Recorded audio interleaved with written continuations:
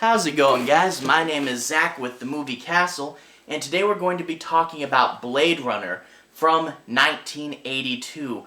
This is a classic, amazing sci-fi film, and if you haven't seen it, I'm going to definitely recommend you watch it.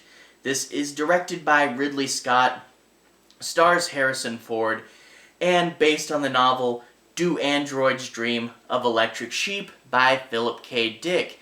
If you're wondering why the title was changed, they wanted to make it a cooler sounding title, and this title was originally attached to another script about surgeons that were in like an action movie, and they said, let's put that title on this movie and work it into the script. And hey, it's a weird situation, but it works, so I'll take it.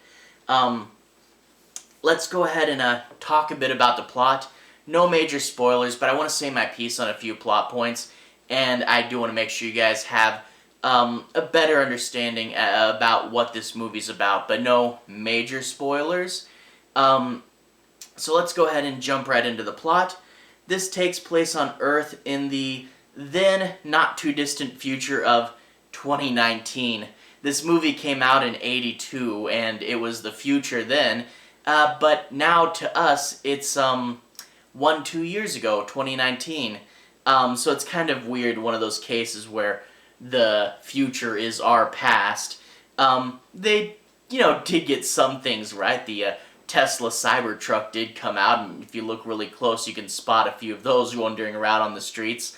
The sequel, Blade Runner 2049, did predict bright orange sky over California, so that was ironic. And other than that, though, it's weird to think that we thought, 2019 would be filled with these crazy future flying car things, but that, it is what it is. Anyway, in this world, in 2019, there are these things called replicants. As with the novel of the title, androids, a lot of people think that they're more robotic than they are, but the replicants are really different from a lot of other sci-fi robots because they're really not robots. They're really more synthetic humans. They have synthetic bones, synthetic blood. It's humans, but instead of, being made like humans normally are, they're built in a factory, synthetically. So they really are the closest a robot can get to being a human. Now, all the animals, or most of the animals, are extinct as well, so the animals are also synthetic. But the replicant humans were primarily used on other planets, off-world as they call it, as slave labor. Now, some of them had violent rebellions, which made Earth lawmakers consider them dangerous, and replicants are now banned from Earth. But in addition to that, replicants have a 4-year lifespan to, even if they go crazy, how much can you really get done in 4 years? So if a replicant goes to Earth, they are hunted down by a Blade Runner who kills them, or as they put it, retires them. So Blade Runners are bounty hunters that kill any replicants on Earth, and that brings us to Harrison Ford. Harrison Ford plays Deckard. He's a Blade Runner that has left the LAPD, but when the LAPD's current best Blade Runner gets shot by a replicant, they drag Harrison Ford back in to track down this gang of replicants. Now, that brings us to the group of replicants who are very cool and interesting. You see, you get the one from the beginning. He looks like your normal average Joe guy.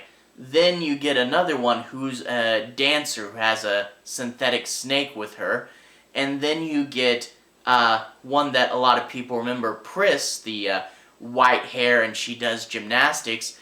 But then you get Rutger Hauer, who plays Batty, the main one. He can be very menacing as well as being very thoughtful. And it's a good balance you have to strike.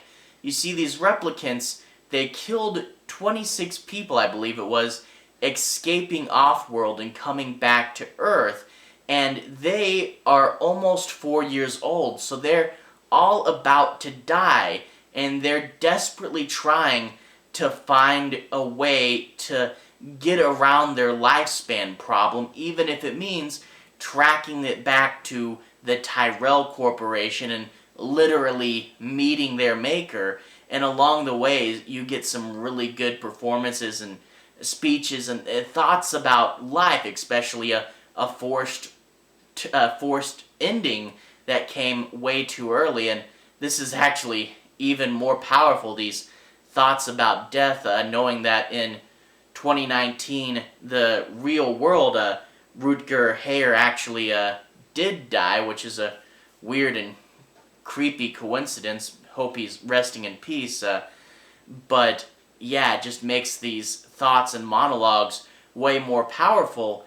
And they're the really compelling type of villain where if they weren't using as much violence, if they didn't kill those 26 people when they were escaping, they really could be the heroes of this movie. They have a very sympathetic goal, and you understand them.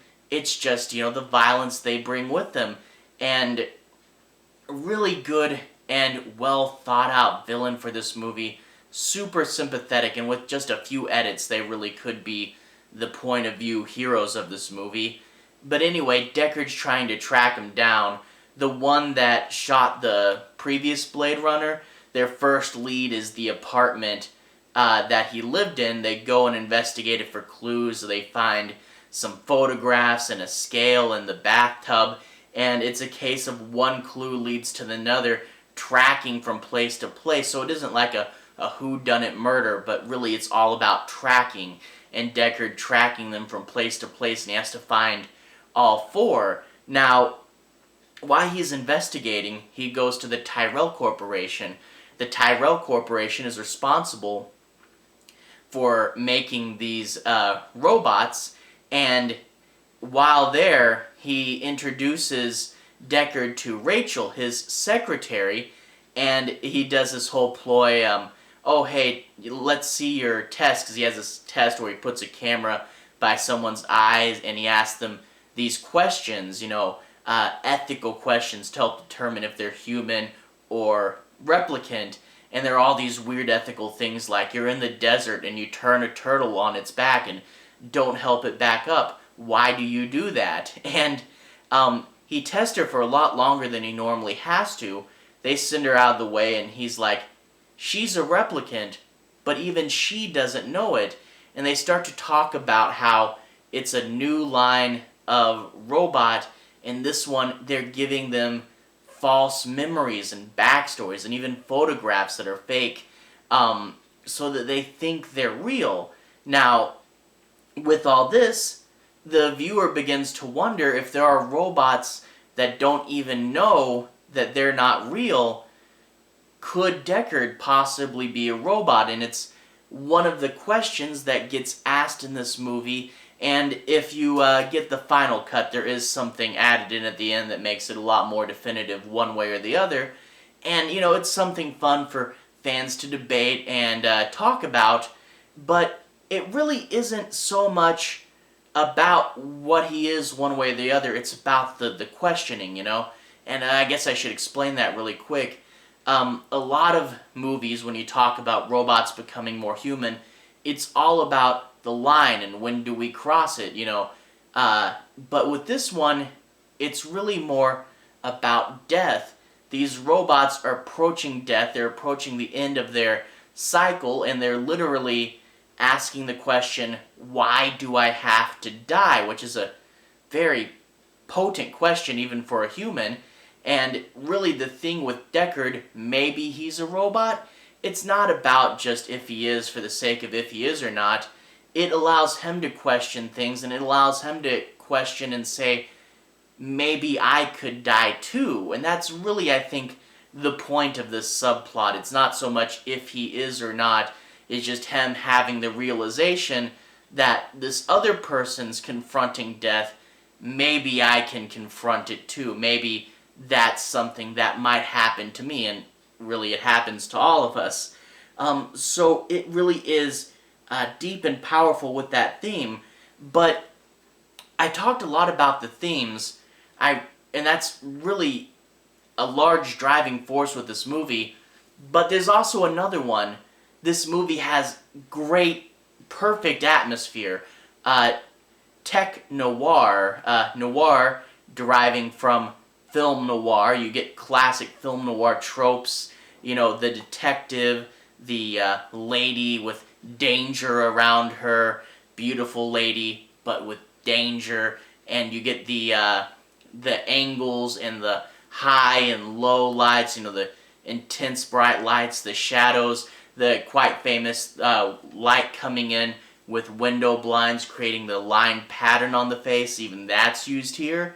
But rather than being set in the film noir past, this is set in the future with technology, and you do get to see a world that was built up and was at one point elegant with cool architecture, but now it's run down and grimy, and you get to see cool, amazing things like flying cars and cool buildings. The Tyrell Corporation is even this weird modern pyramid. You want to talk about themes of life and death, it's literally a pyramid. And of course, crazy futuristic advertising, big Coke ads, big Japanese woman's face. It's all really cool atmosphere.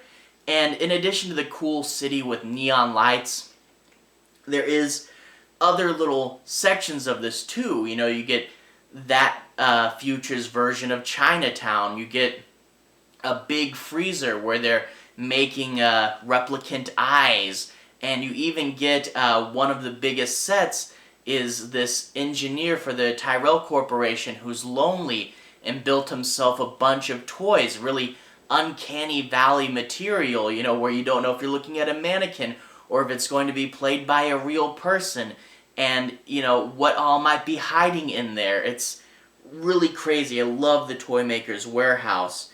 But anyway, I have to say, you know, with world building in this, it's great, it's perfect. This is what world building should be. Sadly, a lot of modern filmmakers don't understand it.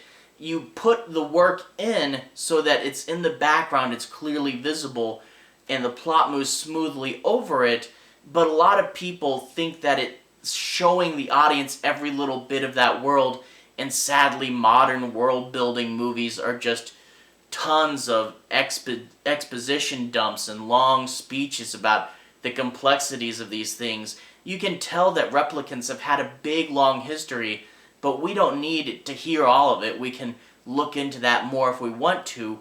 It's just the story moves freely through this world rather than getting weighed down by it.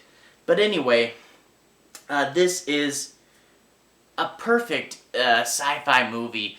A lot of people do make fun of the fact that it has so many cuts. It really doesn't have as many cuts as people think. You get your work print, your theatrical, your international theatrical. Overall, no big deal. Then they did a director's cut, which was very warranted, especially considering the overly cheesy ending it kind of had originally. And then they did one more cut, the final cut. Overall, it's not really that bad an amount of cuts, but people, I guess you do one more cut after the director's cut and everybody goes crazy. It's really not too many, but if you're watching this for the first time, just go ahead and watch the final cut. It's the most common to find and the best put together. But anyway, I would say this movie is essential sci-fi viewing. If you like sci-fi in any way at all, you have to check this out. This is easily top 10 sci-fi. Again, you get the heavy story themes, but also the tech-noir atmosphere.